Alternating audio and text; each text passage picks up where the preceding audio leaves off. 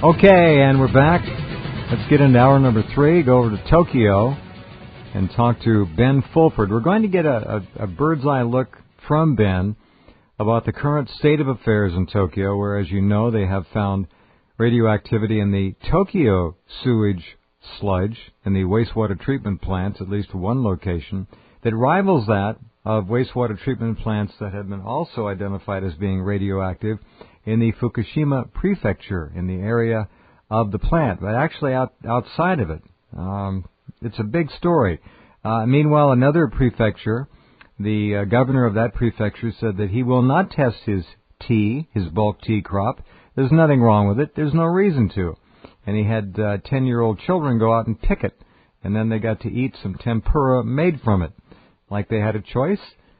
Things are getting crazy over there. The economy of Japan is obviously in very serious condition. I don't know how to articulate it much better than that because I'm not a financial expert. We do cover the stories. They're hard news. There's just an awful lot of very sad things underway there. Ben, are you there? Yeah, I'm here. Listen, I'm sorry, but I have to disagree with you completely on all Well, that. you're not. Now, it's not me. All I'm doing I is... have my own Geiger counter, and I'm telling you, it's still the same here in my No, house. but Ben, wait a minute. No one said that Geiger counters were needed. This is a story from the Japanese press. Yeah, I don't know if about the sewage sludge story. Okay. They're finding this stuff. You could find it when they, this is probably just illegal disposal of medical equipment, if you ask me. But the news coverage here is very thorough, very exact, very scientific, and well, all it does is parrot the lies. I'm not worried, and you, as far as I'm concerned, are panic mongering on this issue big time, and you should not be doing so. No, hold on. No, wait a minute. Hold on. I want to get my word out here. No. You interrupt me too much, Mr. Rense. Okay, turn him down. Turn him down. The economy here is the damage happened. Okay, economic statistics. Ben, you can't turn him down. You're not allowed to make accusations and then walk all over whoever it is. If you want to make an accusation on this program, you can then stand back and allow a response. I am reporting the news from Japan sources, from international sources, from individuals such as Yoshi Shimatsu in Hong Kong. I'm not making this up. No one suggested you needed a Geiger counter in Tokyo. No one suggested the air in Tokyo was radioactive. I mentioned a radioactive reading in a sewage treatment plant in Tokyo that rivaled the amount in Fukushima Prefecture. Those are facts. Now go ahead, Ben. All right. Now the point I just quickly on the economy, because I have much more important things to talk about as far as I'm concerned. But just on the economy, what happened is the damage took place all in a matter of a couple of hours. Right. After that, the statistics will measure that a month, 2 months, 3 months from now. But it's already over. And what's happening now is the reconstruction. So, the reconstruction of what, Ben? Excuse me, I'm not following you. Reconstruction of what? What I'm trying to say is that when the people in the markets, they get a statistic about the Japanese production being down, or the GDP going minus or stuff, right? Right. What they're doing is measuring what happened several months ago.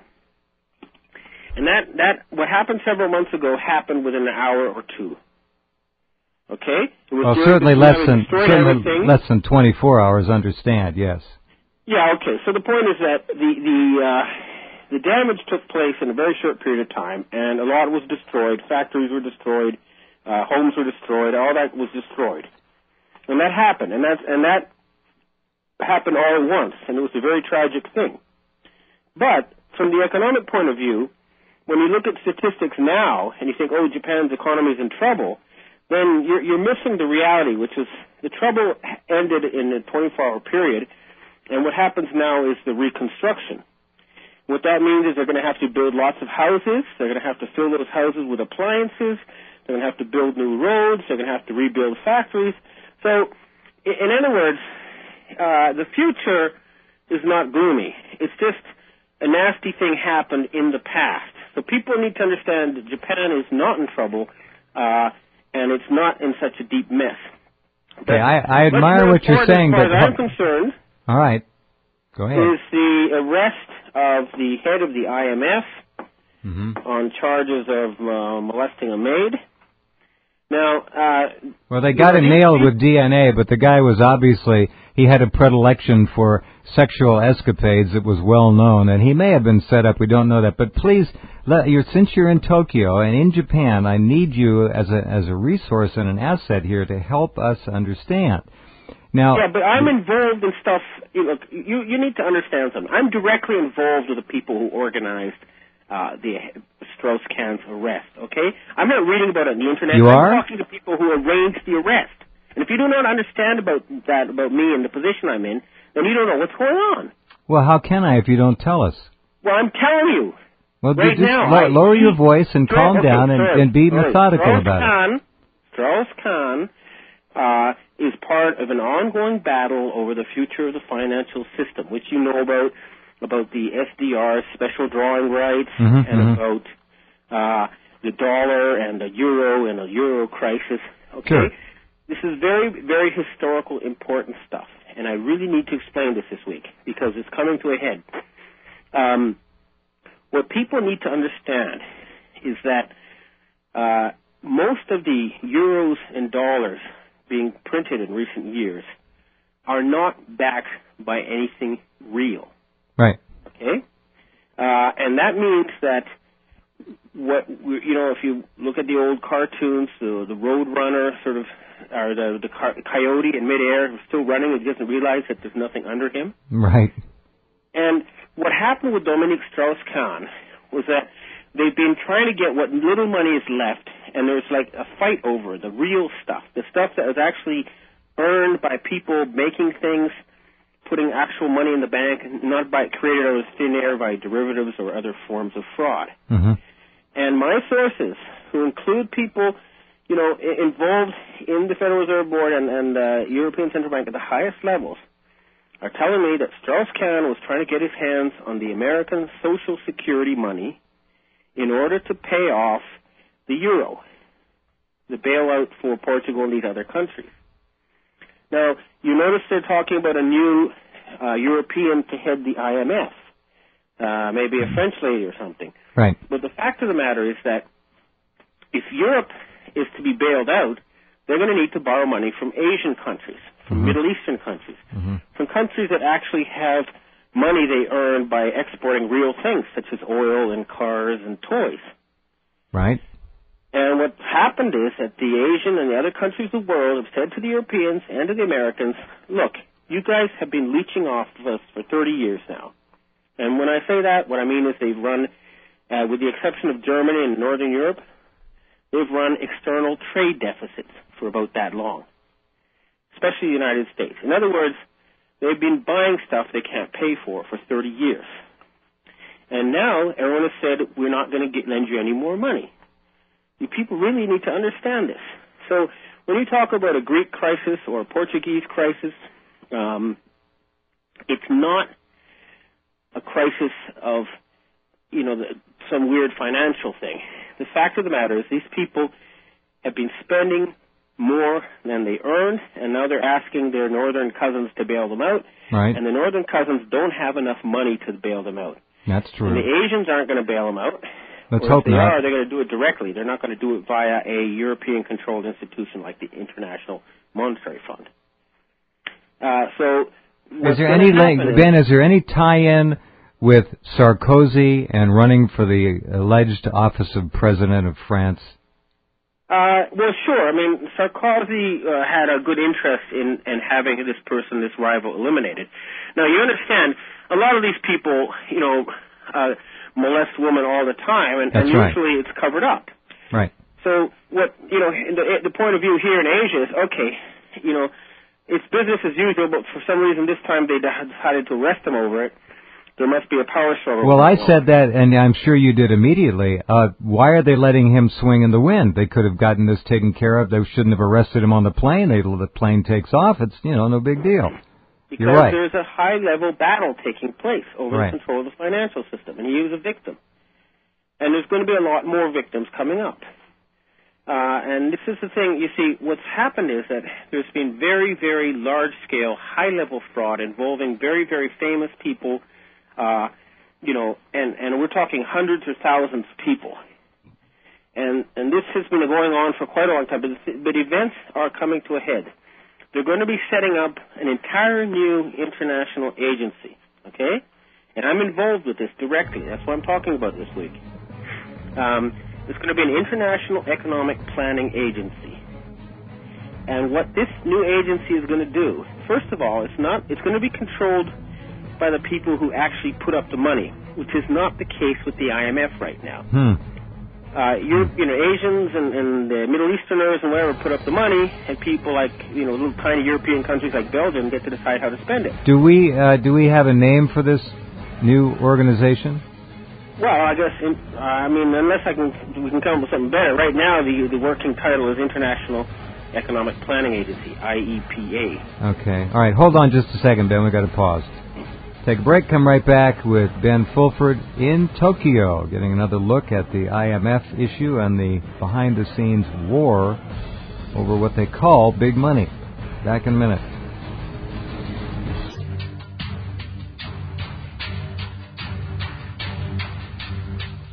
Back with Ben Fulford from Tokyo. In a world where money is nothing, it's an illusion, we're looking now toward an issue of the Asians having the trump card, the Russians to a degree, and they are the world's number 2 supplier of oil. It's going to be interesting to see. The eyes of the world are on basically the Asian money stash. It's real, a lot of it. And Ben, I assume that many people would like to get their hands on it. Is there an attack coming to try to loosen that money up?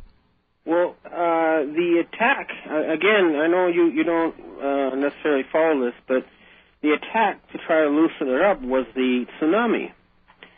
And if you go through a newspaper archive, you'll find headlines in the New York Times, Los Angeles Times. I have 20 articles in Japanese papers talking about earthquake weapons. And I have direct intelligence from whistleblowers at different levels who are telling me that they stole 4 nuclear weapons from the submarine Kursk, okay, that sank off the Baltic. And these are out of the control of any particular military. They are controlled by rogue intelligence actors, okay, who are linked to the people who until now had the incredibly juicy right of producing dollars and euros out of thin air. And they smuggled that weapon into a small island off of Okinawa. It was then transported via a fishing boat to Kyushu, and then it was taken by car to a property owned by former Prime Minister Nakasone in Hinode-mura. Then it was taken to the basement of the North Korean Citizens Association headquarters in Tokyo, and from there it was transferred onto the deep ocean drilling vessel, the Chikyu Maru. And you will be able to find newspaper articles in Japanese saying that the Chikyu Maru was drilling a hole right at the epicenter of what became the earthquake, starting January 17th of this year.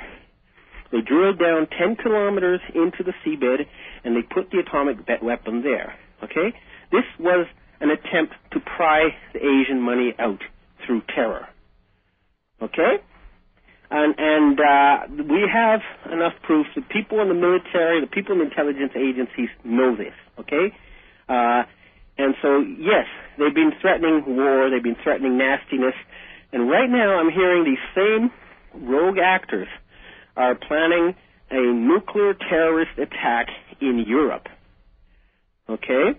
There's still 3 unaccounted for nuclear weapons. And the threats I'm getting directly from people in these rogue agencies. And everyone in the intelligence community is aware of it. I passed on this information to the appropriate parties. I've issued warnings. But I've thought about what they're likely to target, and the targets they might go for would be the Bank for International Settlements in Basel, Switzerland, or they might go after the Vatican, they might go after the City of London Financial District, or the La Défense, the French Government District, or perhaps the EU headquarters in Brussels. Okay, but I've received these threats, and they're credible, okay? And the evidence is overwhelming, at least if you really look at it, that Japan was attacked. That was not a natural disaster.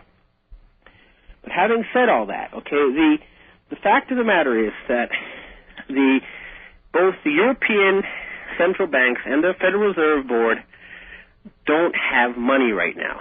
They're running out. That's why, and this is available in your corporate propaganda news, the U.S. government is looting pensions. It's looting your hard-earned pensions to pay its day-to-day bills.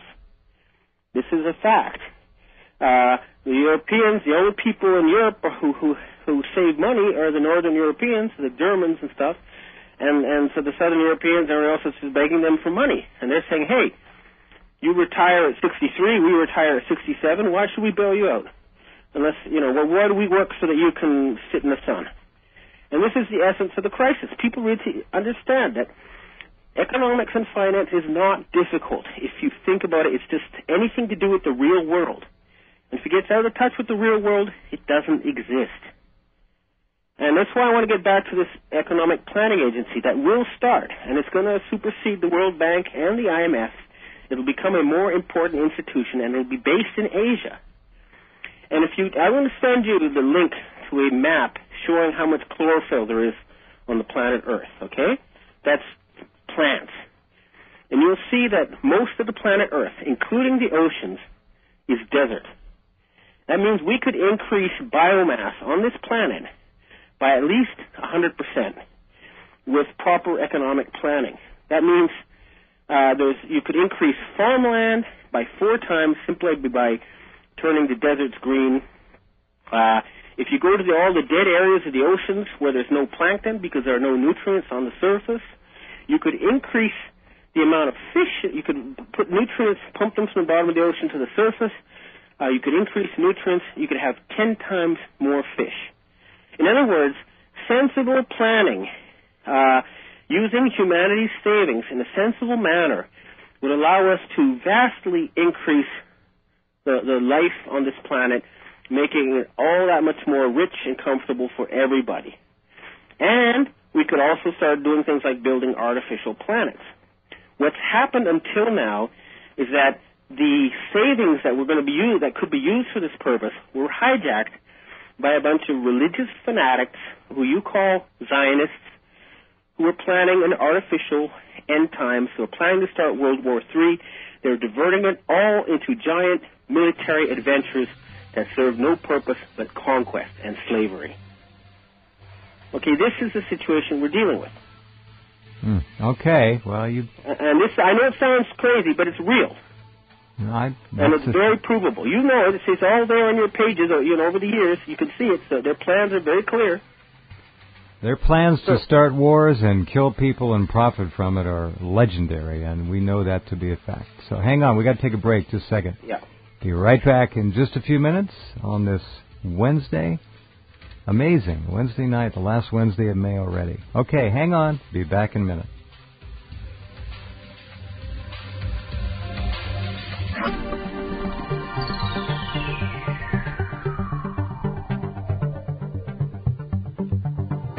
Okay, back with Ben Fulford in Tokyo.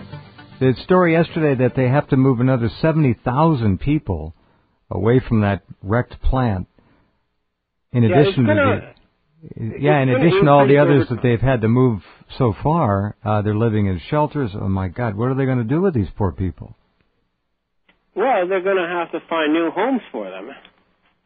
And that's going to happen. And again, I want to emphasize that there was several housing companies here in Japan that their stock prices rose dramatically in the months prior to the tsunami, like New Japan House and Misawa Home. In other words, in a country where you have a declining population, 3 million empty homes, there's no reason for home price builders' stock to rise suddenly 1 month before a tsunami that no one supposedly predicted, unless they had inside knowledge. But they will be building houses now, lots of them, and they'll be making lots of money. And you have to ask yourself, who owns these shares, who bought them, when did they buy them, why did they buy them, and you'll find the investigative trail leads to certain prosecutors in the Tokyo prosecutor's office. It leads to Senator J. Rockefeller. Okay, I'm willing to put that name out there because we have evidence. It leads to Democratic Party power broker Ichiro Ozawa. Okay, we have people. We have a list. We have intelligence of people who had inside knowledge previous to this tsunami. There was a conversation between Deputy Foreign Minister of the United States, or Secretary of State Kurt Campbell and Ozawa on March 9th, where Campbell told Ozawa, we will call off the prosecutors who are arresting you on bogus charges if you agree to keep the current ruling party in power, and we'll give you the rights to all the zeolite in Fukushima Prefecture. Zeolite, as you know, is used to clean up radioactive waste. This conversation took place on March 9th, 2 days before the tsunami and the attack. And the University of Tokyo detected anomalous, radioactive, microwave signals associated with HAARP prior to the tsunami, and they stopped immediately after the tsunami and earthquake. And our best intelligence tells us this was a deliberate attack involving a seabed atomic bomb and scalar magnetic weapons. Okay, and there's evidence is there. This is not some way out conspiracy stuff. If they want to sue us, we can prove it in court. That's why I guarantee you they won't. Because they know they're going to go to jail. They're not going to get away with this. If they asked your team to describe and define scientifically what a scalar weapon is, how would they do it? Well, we would direct them to the treaties signed between the United States and the Soviet Union in the 1970s, which were widely publicized in places like the New York Times and all the other newspapers of the world. And we would direct them to the patents on HAARP that describe how the mechanisms work. Well, HAARP is not scalar. Well, HAARP is part of it. HAARP is actually I should actually not harp too much on HAARP because a lot of it is used as disinformation to get us off the real issue, which is essentially seabed nuclear weapons. And this we can prove very clearly and scientifically and in great detail.